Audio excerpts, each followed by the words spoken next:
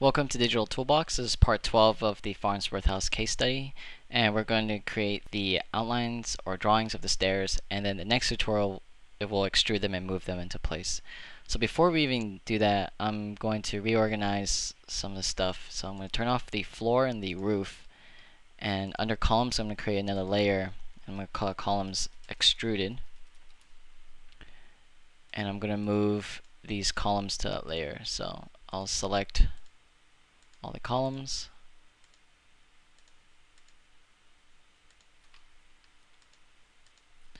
and then I'll move it to the columns extruded, change the color to white,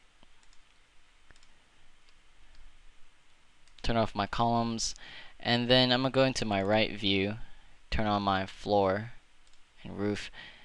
For layer 5, I'm going to change to stairs, create a sub layer called stairs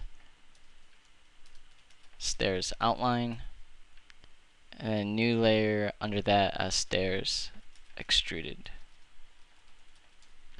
And for both new layers, I'm going to make them white.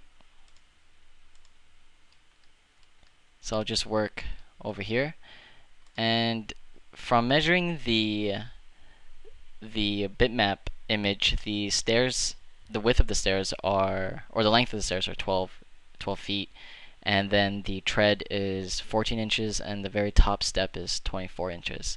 And for the thickness of the step, I'm just going to make it 2 inches. Make sure our stairs outline layer is highlighted. I'm going to make a 14 inch in the X direction, 2 inches in the Y direction. Make a 1 inch in the X direction, 7 inches in the Y direction. So we have two rectangles, and I'm going to move it so it's in the center, making a T. Create a 7-inch line. Taking these three geometries, I'm going to copy it, and picking this point here, I'm going to paste it at the end of the 7-inch line until I have 5 steps. And then the very top step, we said it was 24 inches. So I'm going to make a 24-inch line. I'm going to take this last step, and I'm going to scale 1 dimension.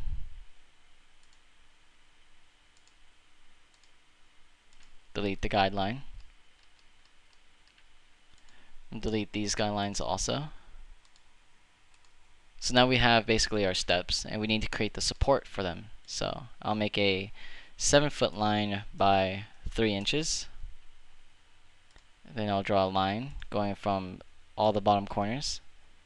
I'm going to take this line, I'm going to move it down 1 inch.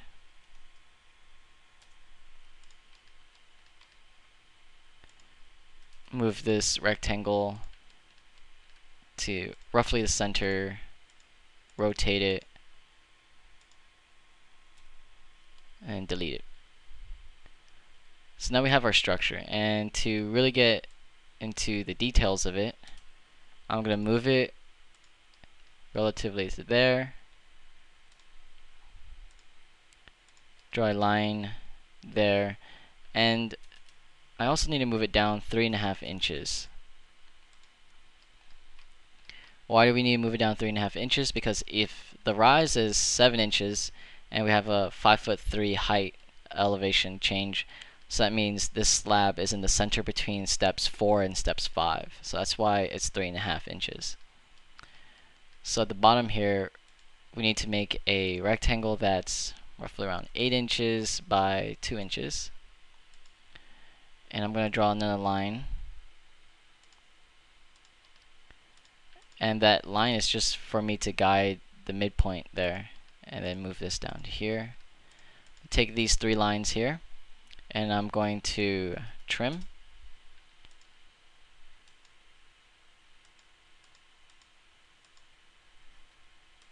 And it's actually not letting me trim a lot of things. So what I'm going to do is make sure this curve is closed. So it's a valid curve. It's a closed curve. So I'm going to try to split this line in half with the existing line. So I type in split with the object already selected, and then it's asking for cutting object, so that's the line. And it says split failed. So what I'm going to do is I'm just going to retrace what I want.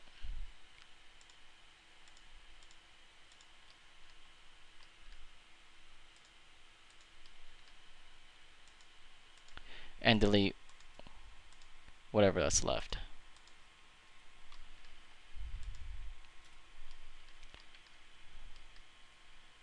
So now I'll select this, and I'm going to copy it, since the new copy version will be our bottom case. Let's try trimming this again. So I'll trim this with the, whoops, I should have selected both objects. Now I'll type in trim. So now it works like a charm.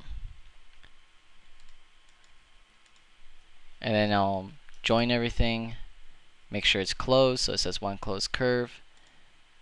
And then I'll scale this in one direction.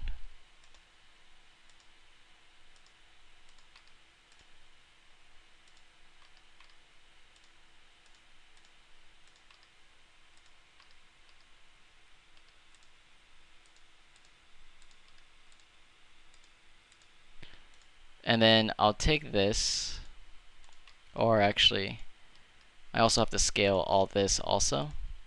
So scale, one dimension.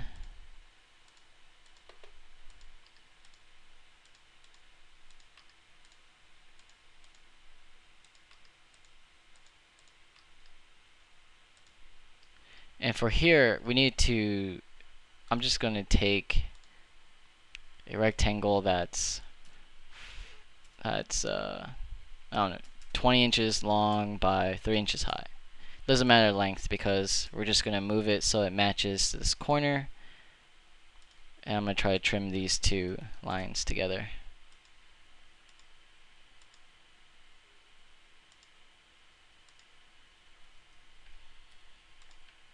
And then I'll join these lines. And then I'll scale 1D this geometry also. So there's our two sets of staircases. And last thing I'm going to do before I end this tutorial is to group these steps together.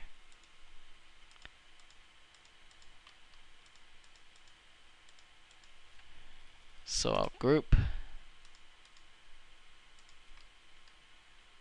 and then this two I will group also. So there's our two staircases, and for our outlines, the next tutorial we'll extrude them and place them into position. And thanks for watching.